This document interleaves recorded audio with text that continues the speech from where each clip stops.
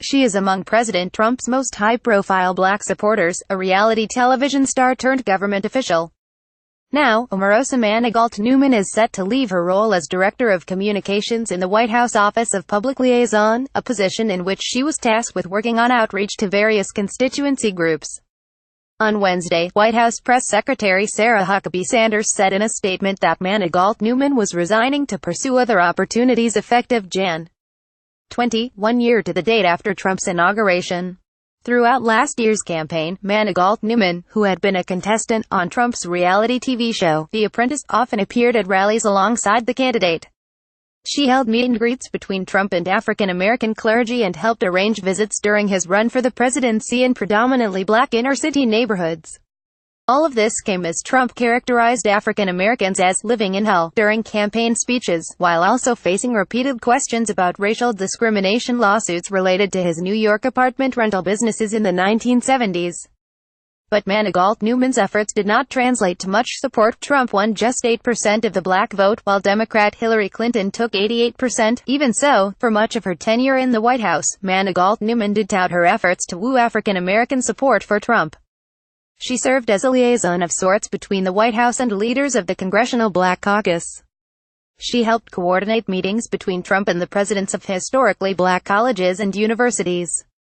Cornell Belcher, a Democratic pollster who worked on President Obama's campaigns, said Wednesday that Manigault Newman's role was never clearly defined.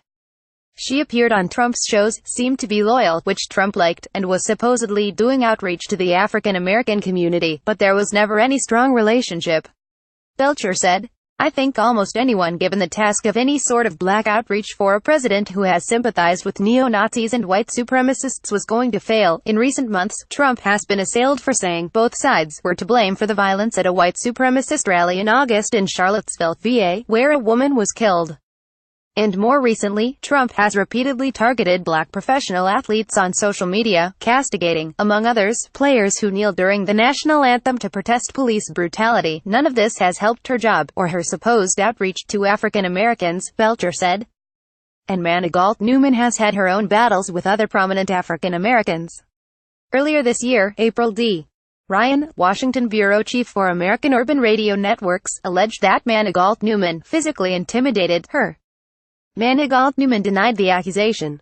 And in August, Manigault Newman sparred with members of the National Association of Black Journalists at their conference in New Orleans. Speaking on a panel titled Black and Blue Raising Our Sons, Protecting Our Communities, she battled panel host Ed Gordon, a veteran journalist. Gordon pressed her about her White House role and she repeatedly sidestepped the questions. On Wednesday, there were widespread reports that Manigault Newman was forced out, fired by White House Chief of Staff John F. Kelly, and that she left the building lobbing vulgarities. Ryan was among those tweeting that Manigault Newman was escorted from the White House cursing.